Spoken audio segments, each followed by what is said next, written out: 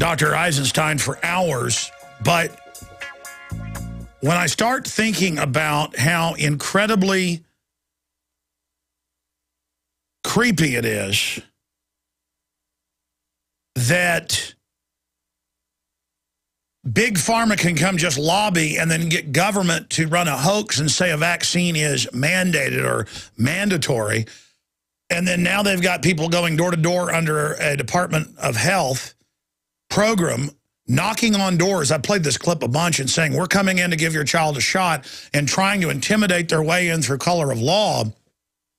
I mean, this is hardcore corruption. And in the Soviet Russia, in Nazi Germany, in so many other countries, tyranny first comes in a form of medicalized tyranny through psychiatry and other systems. But I think about the UN, our own government, black men with syphilis, giving them syphilis, Tuskegee. Now we learn they were shooting kids up in Latin America.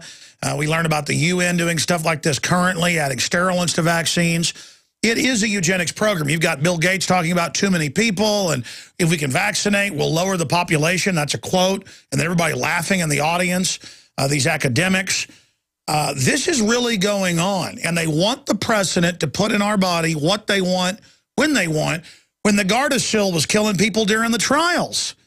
And so they had Rick Perry come out and mandate it so that it would get government liability protection once it was, quote, mandated by a chief executive like a governor. I mean, these are cold-blooded companies, and you were continuing there when we hit that last break, getting into a piece of news, sir. Go ahead. But, you know, I can tell you what's even more important is I'm listening to what you're saying, Alex. You've had a tremendous impact. Look what happened in 2009. In spite of millions and millions of dollars of advertising how dangerous the swine flu is going to be, the majority of Americans rejected it, even though it was being given free. How much more can you say than that? And one other statistic that came out in 2010, the death rate from flu in the 2009-2010 year was lower than any time in the last 10 years. The only thing uniquely different was no one had a flu vaccine that year, or at least 75 or 80% of the country didn't. How incredible is that? So obviously the message is getting out, and that's what's exciting. So I still have great faith in this country. You know, and my dad always said, my dad was from Russia. He escaped Hitler by going to China, and I was actually born today, 66 years ago, in China. Oh, happy birthday. Thank you. He met my mom there, and he always used to say, the greatest thing about America is, no matter how bad things are, I pray that it continues like that. We did eventually get rid of some politicians. Other ones come in, they're all the same. But the bottom line is that we can live here. And boy, I don't know what my dad would say today, because it's getting more frightening and more frightening. Well, that's what I was about to say. Before, we always had corrupt politicians. We always had, bad politicians. It was a mix. But now with this whole homeland system and this corporate bureaucracy, it's evil. Yeah, where they actually run everything, and then the politicians are just window dressing. It's creepy. It's very creepy. I mean, it used to be this expression is what you can explain to incompetence, you don't explain by malice. But unfortunately, you know, malice is the bigger word. And I wonder what the president meant, although I don't think he means too much. I mean, this is not a very smart man. You know, I wish they would stop saying how smart he is, because, you know, he does have an agenda, you know. But here's the statement. I will not back down from protecting our kids from mercury pollution. Is he talking about the light bulbs that he just mandated, that if they break, he's going to go in the house and grab the kids before the mercury escapes from those twisty light bulbs? I don't know. Just, you know, very frightening. Yeah, it says you got to call a top-level hazmat team if one of those little things breaks. Or is he talking about the vaccines they're injecting everybody with? What did you think 10 years ago of the hoax, where parents would call, and I saw it on the news saying, it's a hoax, conspiracy theorists say there's mercury. There's never been mercury. Or they had another lie, we've taken it out. Or mercury's not bad for you. Have you seen that newscast where they actually say mercury's good for children's brains? Absolutely. And let me tell you what's so frightening. In 2009, I, with 10 other people from an organization called Mercury Free, I can't remember the exact name. We went to Atlanta and we put on hazmat suits. You should have been there. You would have loved it. And we were going to take a pretend vial of the H1N1 flu vaccine and throw it on the street, and then have our hazmat team sweep it up. We were told we'd be arrested and put in jail because the vaccine, once it's spilled, becomes a federal offense. I'm sitting there saying, "You got to be kidding me!" They said it was safe. I mean, and so we weren't able to do it, but we still had our hazmat team there. How frightening! How absolutely frightening is this? And let me tell you something about mercury. We have an epidemic of obesity in this country. There's no question about it. And I unfortunately, was a good part of that, and I think we have some of the solutions. But the question is, what caused it? Look at everyone has gotten heavier, especially our children are so much heavier. One of the causes may be mercury. Even in the smallest amount, mercury disrupts your system and doesn't allow you and cause you to gain weight. And we're talking about one of the smallest effects. If you take one drop of mercury and throw it into a 10,000-gallon pool, the whole pool is contaminated. One drop.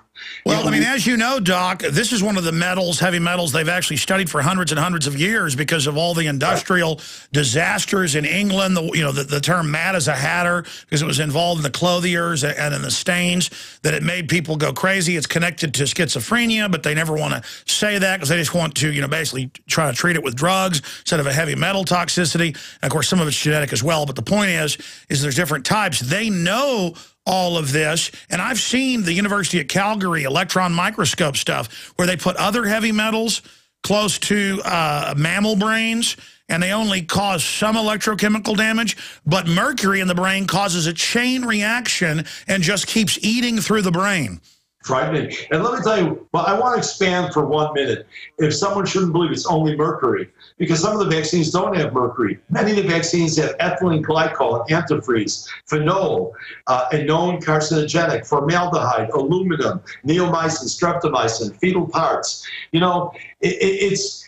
Don't get too hung up on mercury, because they'll say, "Oh, we'll take it out." And you still have all the other toxins, and even more. Aluminum may be as toxic as mercury, and if you take the mercury out, in order to keep the vaccine stable, they have to put aluminum in. Just absolutely frightening. Well, that's like Dr. Blaylock says, it's an incredible adjuvant and supercharges everything and intensifies it. That's what he says his research shows it does. And Dr. Blaylock, if anyone doesn't know, is a neurosurgeon, one of the most brilliant people I've ever met in my life, as far as that goes. I'm going to be talking about this, Alex, Sunday night. It's a complimentary webinar. You can go on our website, homefirst.com, hit webinar, and to sign up for it. It'll be archived. I'll show about 200 slides on this. And also, I will answer questions about how to legally avoid vaccines to the best of our ability. The best way is to listen to Alex. Because no. This is invaluable, saving lives here, Dr. Eisenstein. And, I'd like to welcome you back in a month or so, as it's been too long, and perhaps we could do a shorter webinar, and I could actually sit here and shut up some and have you go over some of those slides and points here on the radio with us as well. I'd be absolutely honored to. It'd be my pleasure, my honor. Well, folks need to go to homefirst.com and find out about that webinar, the books, all the material. You've done an incredible job. And again, we're starting to turn the tide. People are waking up. In fact, I've seen studies, Doc, can you speak to this briefly, where they were bemoaning in Northern California that in the per capita highest educated county in the state, they have the lowest vaccination level. Something only like 35% were vaccinating their children.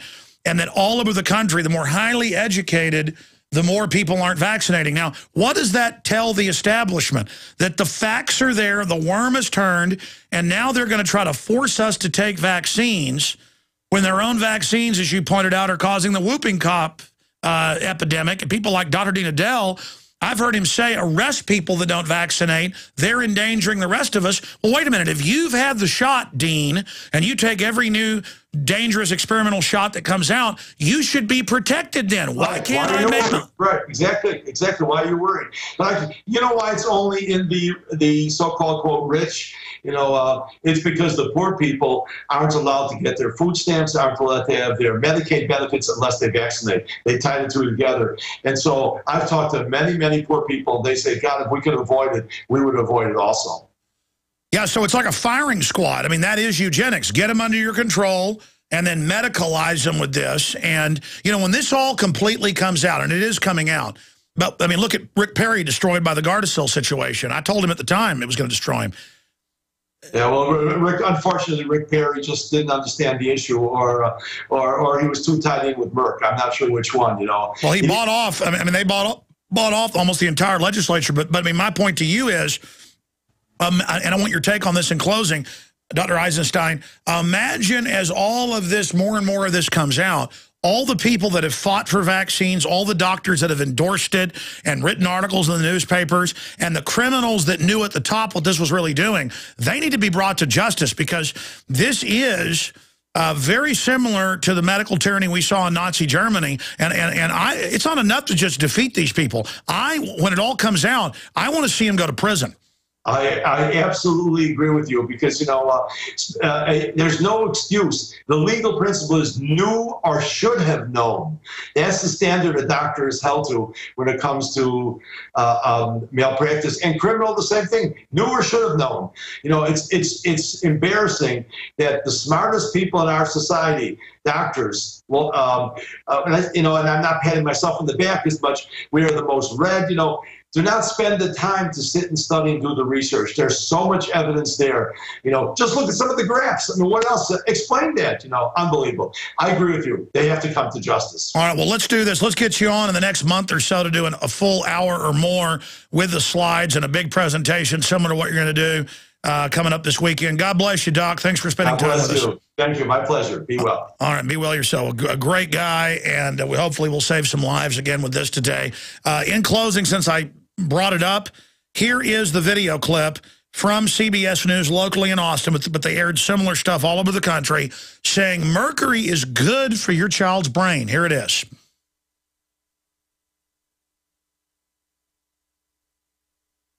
Device wins over-the-counter approval by the FDA. And sick of your glasses and contact lenses? A new corrective eye surgery is approved today. Here's tonight's medical headlines with Medical Watch reporter Seema Mather. Mercury-containing vaccines may help, not harm kids, according to 2 new studies in the journal Pediatrics. There have been widespread concerns that mercury-based preservatives in vaccines might impair the neurological development of children. These new studies suggest that the opposite, that the preservatives may actually be associated with improved behavior and mental performance. Okay, and that was a CBS video package produced in New York, and then they just read off a teleprompter locally because they found you'll trust local faces more than national, but they're only speaking and regurgitating the demonic evil. And I have clips. We don't have time. You can type it into YouTube. MSNBC, no, CNBC says lead good for children. And they actually say lead is good for children. Don't worry about the Chinese toys. Melamine was killing kids. They said, don't worry, it's good for them. Your kid dies, so what? Or they got to hook them up on dialysis, more cash for them. Again, instead of denying things now, they just throw it in your face with pure evil. I mean, it is mind-blowing. I want to bring Ted Anderson up here briefly on the economy because he was raising this point. Ted, I know you've got some of the